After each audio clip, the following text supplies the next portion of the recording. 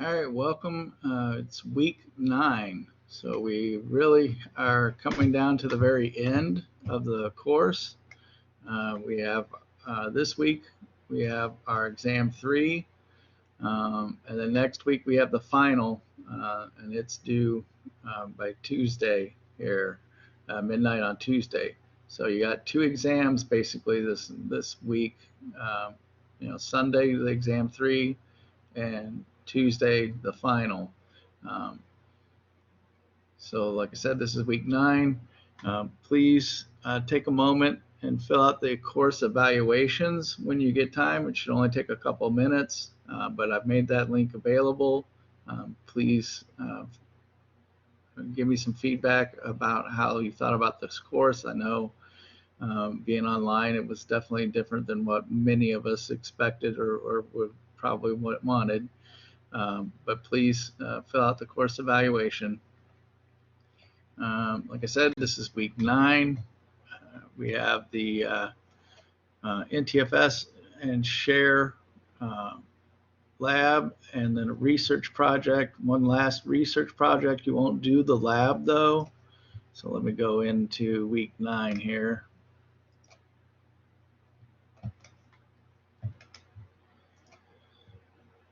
So week 9, we have the research project imaging.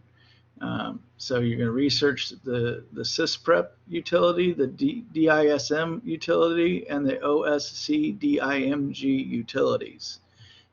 So there's 3 command line utilities that you can research, write a 2-page paper on it describing the various switches and options for SysPrep, and some of the DISM options I'll let you choose, and then how to create an image. I want you to write about how you would create an ISO image using the OSCDIMG utility.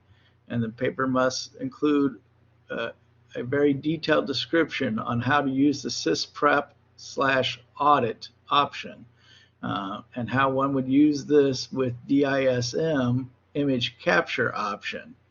So you can use DISM to capture an existing Windows installation.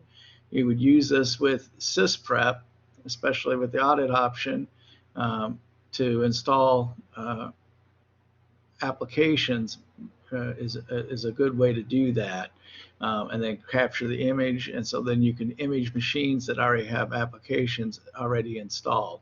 And so with these 3 tools, you can create a master image or master golden image, and then create an ISO for it, and then distribute that ISO just like you've built and ran machines in VMware, right? You can install the ISO and install your image, and it could have already pre-installed applications and pre-configured. And your paper must also describe in detail what the following command would do, and that's the OSCDIMG space -n space -d space -m source. Okay, so check that out. That's a 2-page paper. You won't actually have to do this lab, although you're more than welcome to try to do stuff in the net labs. Create a Windows machine. Well, I guess you can't install any applications because we don't really have any to install. And then take the image and create an ISO. But it would be pretty cool, but we just definitely don't have that kind of time or availability in the labs. But then the NTFS share and permission, you did the research this last week. Now you actually will do a lab, and I've got this. So let's just go ahead and, well, let me just download this one, the one you'll see.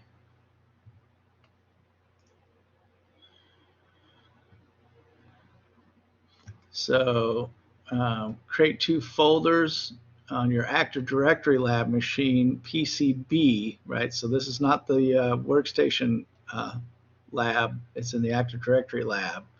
And create the following directories on the BPC, PCB, and take screenshots of the folders, right?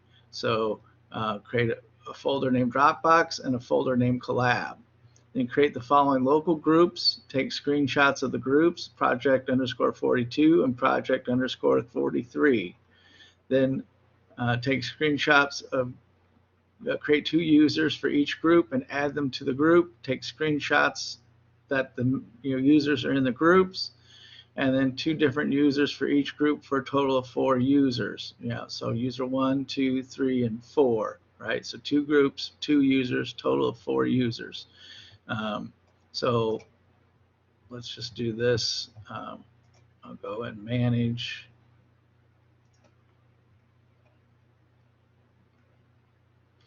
And we'll go to local users and groups. So I'm going to create a group, right? So new group, project 42, and project 43. Oops. All right. So I got project 42, project 43. So I need some users, right? Oh, so I've got Bob, Carol, and Lisa. So you would create users, but I'm just going to use some users that I already had. So then we'll just do advance, and we'll do find, and so we'll just add Bob, right, into 42, and then we'll add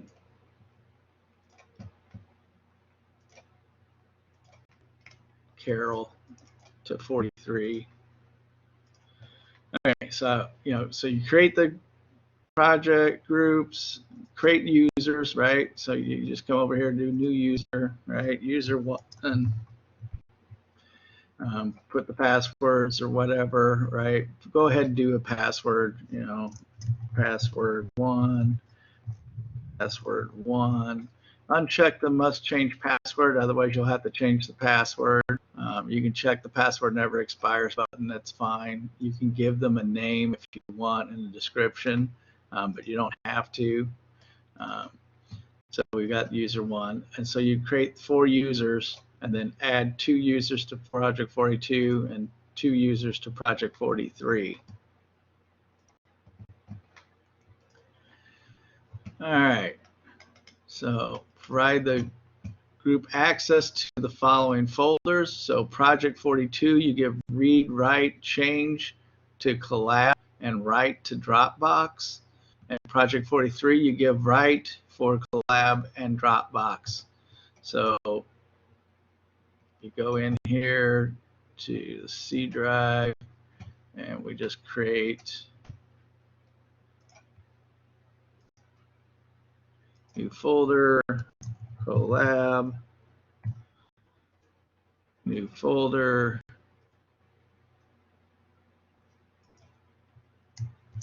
Dropbox. Oh, I already have one. All right. Get rid of this. All right. So then Collab, right? So I'm going to go to properties. I'm going to go to security. I'm going to edit. I'm going to add, and then I'm going to add project. All right, fine, advance, and then we're going to find.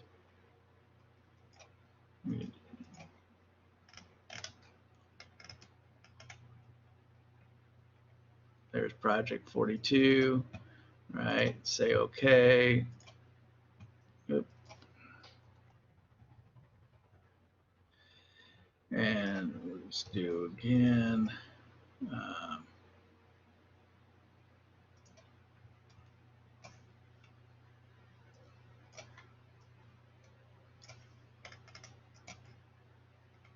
Project 43. All right, so we got them. Let's see what we're going to do again. So project 42 gets read, write, and change for collab. 43 gets write. So 43 gets write only, right? So I remove all that, I get write. Project 42 gets read and write, modify, right? Read, write, change, read, write, change. So yeah, read, write, modify for collab, and then write for Dropbox. So you go in and do those permissions, remove authenticated users and user groups, right? So if I'm on here, so we've got authenticated users. Let's just apply this first. So I have authenticated users. I need to remove that. So I need to go to advanced, and then I'm going to have to disable inheritance and then convert everything. And so now inheritance is disabled. And so then I can remove authenticated users and users. Because so remove authenticated users and users group. So now I've got systems, administrators, and my 2 project groups. So that's what we want, because then certain users would only have certain access. But because if we leave the users and authenticated users, then everybody gets those rights on top of these rights. So we have to remove the authenticated users and users group from the folder. And so then, so you do that for both folders. And then you share the collab and Dropbox folders. So you create a share, right? Go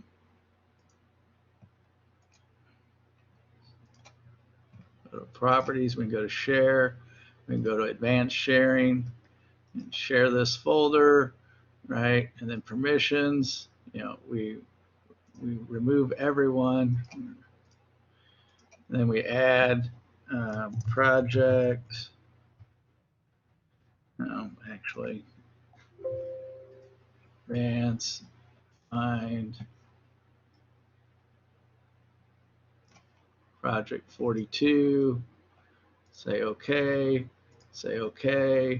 and then so this is collab, so grant read and write to 42 and 43 on both folders. So we're going to grant read and write on both folders. So read and write or change, right? So we want to apply that, and so then we'll apply and say okay. So now we've shared the collab. Then you would share the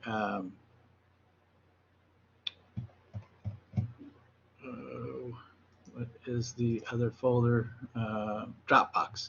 Share Dropbox. Do the same thing, and then you're going to be taking screenshots of these, and then with your users, you're going to log in with your users, one from each of the projects groups, and then you're going to see if you can access the folder from the network or access the folder from the machine.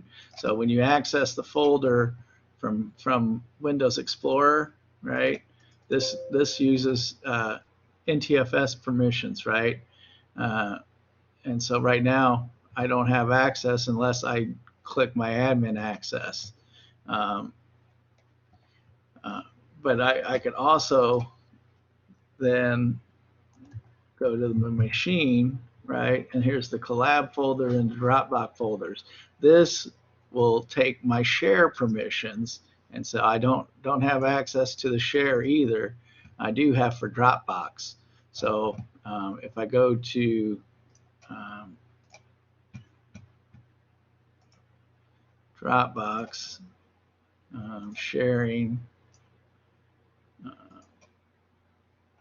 right, permissions, everyone has read and full control, right? So I would have to change that, right? So you would change it to where your groups would have access and only your groups would have access. But based on the access and which user you're logged in will depend on what access you have. And then so you take some screenshots and then try to share the access using the user Bob from PCA. Why can't he access the shares? And then why is this going again? Oh, okay. So yeah, then this is to join it into, so now, now you can create the folders in the root drive of C, right? And create active directory groups. So this is on PCA, right? So now on PC, that was on PCB, now on PCA. You're doing the same kind of thing, only you're going to create active directory groups and active directory users and add them into the group. And then do the same kind of experiments, share them out, join PCB to the domain and do some checks. Try to map a drive, and then see if it's easier to work with a domain or not, right? So it's a pretty lengthy lab, Let me know if you have any issues. That is due on Sunday. So please give it a go. It should be a fun lab, and you'll learn a lot about shares, NTFS shares, and NTFS permissions. All right, so let's go. All right, so we've got the research project, the NTFS shares permissions lab, and the exam. All right, and so all work, all assignments, anything needs to be into me next week, next Monday. But by midnight on Monday the 3rd, everything must be submitted except for your final exam, so I can get it graded in time. If it isn't turned in on the 3rd, it will not get graded. I will not grade anything past the 3rd except for the final exam. So that's the only thing that you can get a grade on after the 3rd. And so that really is the end of the course, right? So we are really down to the wire. So it's been a pleasure working with you this semester. Once again, please go check out the course evaluations and fill those out. For the exams and the final, just take the practice quizzes over and over, and that's the best way to study for these exams. All right, I wish you luck and have a great evening.